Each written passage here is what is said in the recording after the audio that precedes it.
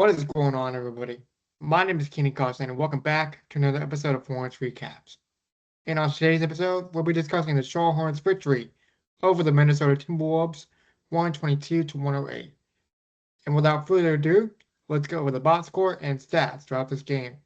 So taking a look at the box score for the Charlotte Hornets, you have LaMelo Ball with 35 points, 3 rebounds, 8 assists, 13 for 22 from the field, 7 for 14 from 3. Kobe White with 17 points, 1 assist, 5 for 11 from the field, 3 for 5 from 3. Nipple, 11 points, 4 rebounds, 4 for 14 from the field, 1 for 4 from 3. For the Minnesota Timberwolves, Julius Randle with 26 points, 8 rebounds, 4 assists, 9 for 16 from the field, 1 for 5 from the 3-point line. Bones Highland with 18 points, 6 rebounds, 6 assists, with 5 for 11 from the field, 5 for 11 from the 3-point line. And Rudy Gobert with 12 points, 10 rebounds, 2 assists, went 6 for 9 from the field in this game. Taking a look at the team stats throughout this game, we have the Minnesota Timberwolves shooting at 45.8% to the Hornets 48.9%. The 3-point percentage was 36.8% to the Hornets 42.2%. The free throws 86.7% for Charlotte to the 78.3% for Minnesota. Total rebounds 46-39, Charlotte winning that category. And the offensive rebounds 16-13. The defense rebounds 30-26, so Charlotte winning all categories. The assists 31-24, Charlotte. The blocks 4-2, Minnesota. Steals at 8 apiece. Turnovers in this game 17-15, the Timberwolves committing the most. The points off turnovers 22-19. The Hornets winning that category. Fast break points 12-11. Minnesota. Points in the paint, rather, 50-44. Charlotte.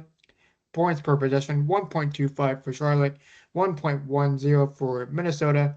And the personal fouls 20-18 Charlotte. And the largest lead for Minnesota was 7 to the Hornets, 22. Now it's time for the Hornets player of the game. My Hornets player of the game is Miles Bridges with 25 points, 8 rebounds, 7 assists, 10 for 12 from the field, 4 for 4 from 3.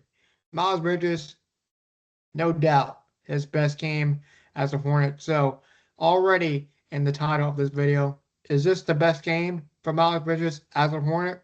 I would say yes.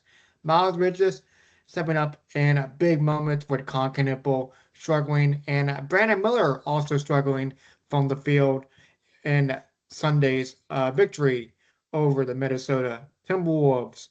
And the with Nipple, rather, with 11 points, 4 for 14 from the field, as I read, and the stat read, 1 for 4 from 3. Brandon Miller, not so great. 7 points, 3 for 15 for the field, went 1 for 9 from 3. 6 rebounds, 3 assists in this game. So Miles Bridges basically on fire, and he was able to step up in a really big game for the Hornets. And we'll talk more about that in the next segment. So Miles Bridges is your Hornets player of the game. So what are my thoughts of this game that took place on Sunday? Well, the Charlotte Hornets coming in a big situation in a tight playoff race with Atlanta, Philadelphia, Orlando, and Miami. So the Hornets needed this one, and they certainly got it with LaMelo Ball putting up great numbers. And it was a very tight game throughout the first quarter and throughout the second quarter. So looking at the box score for each quarter, the Hornets were able to get to a 7-point, or excuse me, yeah, a 8-point lead in the first quarter. The second quarter was dominated by Minnesota, and the Hornets were down 5 at half. And Minnesota, a strong, dangerous team with no Anthony Edwards and no Jaden McDaniels out with knee injuries. So Julius Randle putting up great numbers, as I read in the stats. And Bones Highland was able to hit every single shot that he made. and all of them were 3-point shots. And what I mean is that with the stat line being 5 for 11 from three, he was 5 for 11 overall. So all of his shots were 3-point shots.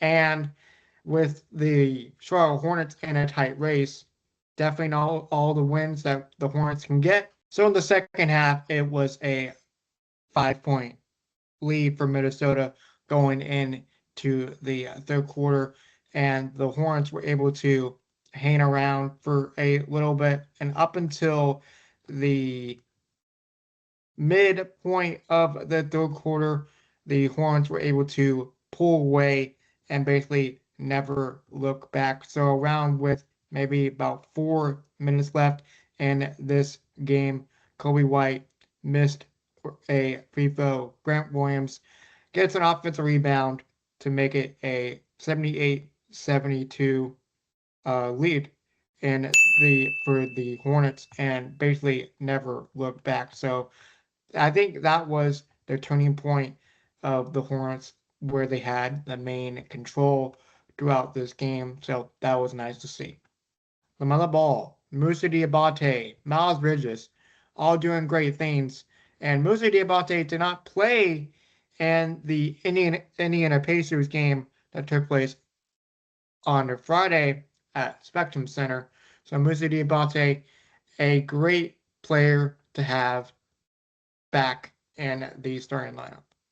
So no Anthony Edwards and no Jaden McDaniels for the Minnesota Timberwolves dealing with knee injuries in this game. So it was interesting to see to have no Edwards on the court and no Jaden McDaniels on the court, who has been leading this Minnesota team.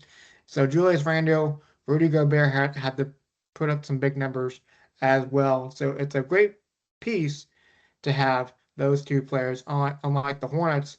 It's not really there yet when it comes to another all-star player, but the Hornets been doing exactly what they've been doing to make it 4 wins in a row. So with the starting lineup, with LaMelo Ball, Miles Bridges, Musa Diabate, they all played great.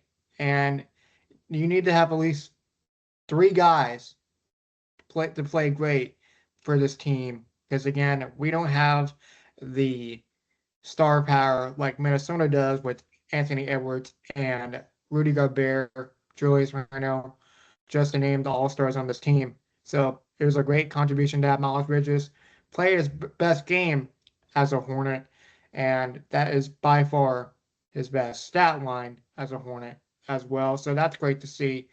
And let's see if Miles Bridges can keep it up in the following games. Let's take a look at the bench. You have Grant Williams with 8 points, played 19 minutes in this game, went 2 for 3 from 3, 4 rebounds, 2 assists. Kobe White, once again, putting up 17 points, 5 for 11 from the field, 3 for 5 from 3. Kobe White's been a great addition, man. It's so great to have him. Sion James being the final bench player I would like to talk about with 5 points, have 4 assists in this game, and it's been pretty good, an all on-ball defender, and he's been playing in every single Hornets game this season. So Sion James, shout out to you as well. The starting 5 unit of LaMelo Ball, Concanibal, Brandon Miller, Miles Bridges, and Musa Diabate is a record of 30-7. And my apologies on this stack during the previous videos. It's been off by at least one number or so. So it is officially a 30-7 record. So 30 wins, 7 losses with the starting lineup. And that's 37 games right there.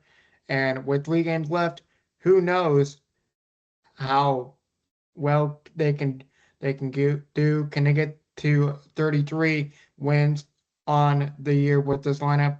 Can they continue this amazing stretch? We shall see.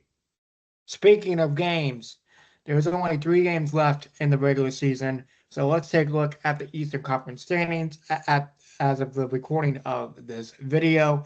I wanted to wait maybe another day just to see how the other teams played out. So taking a look at the games that took place last night, you had the 76ers play the San Antonio Spurs last night, excuse me. They lost, so the Spurs won 115 to 102.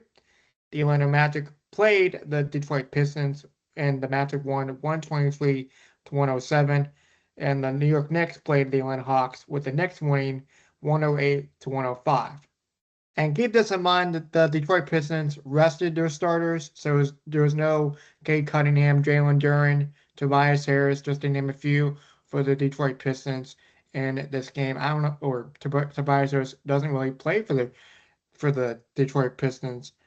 Let's see, Tobias Harris, does he play for the Minnesota or Detroit Pistons rather? Yeah, he does play for the Detroit Pistons. So he did play in this game last night. So excuse me for that. So you didn't have the regular starting five for Detroit Pistons in last night's game. So with the standings in mind, I wanted to check this out and I wanted to make a video on this just to see how it's shaking up because there's more to follow. So the Toronto Raptors sit sixth in the Eastern Conference at 43 and 35. The Philadelphia 76ers at 43 and 46. Seventh place. The eighth place belongs to the Hornets at 43 and 36. The Magic 43 and 36. And the Miami Heat 41 and 37. So for the Raptors tonight, they play the Miami Heat. So if you're a Hornets fan, you have to possibly or most likely pull for the Miami Heat tonight. For the Atlanta Hawks, they play the Cleveland Cavaliers tomorrow, which we'll get to more later. And the Philadelphia 76ers, they play on Thursday, and the Hornets will get to more in a minute. So for right now, the Miami Heat is a team to root for if you're a Hornets fan, which we'll explain more in a second. For the Charlotte Hornets, their next game is against the Boston Celtics on the road on Tuesday, April 7th, which is the second game of a two-game road trip on NBC and Peacock at 8 o'clock Eastern Standard Time. And this is a big game for the Charlotte Hornets. In order for them to take the sixth spot, we would have to have the Miami Heat beat the Toronto Raptors and the Hornets to win against the Celtics. So this is a big, big game for the Hornets tonight. And this could go down as possibly a playoff scenario later down the line and then in the next week and a half or so. So the Hornets are playing the Boston Celtics tonight. So that'll do it for another episode of Hornets Recaps. Again, my name is Keenan Costain, and if you like what you see, feel free to give it a like, subscribe down below for more, and like I said, the next game will take place against the Boston Celtics on the road on Tuesday, April 7th, which is the second game of a two-game road trip. We'll see what happens with that, and we'll see what happens with the Miami Heat and Raptors game as well. So a little scoreboard watching if you're a Hornets fan, if you want to get to that sixth spot. And big things are ahead, and let's see if the Hornets can capitalize. And if not, we'll go over some stats in tomorrow's episode where we recap the Celtics in a later video tomorrow. And until next time, have a good one, folks. See ya. Bye.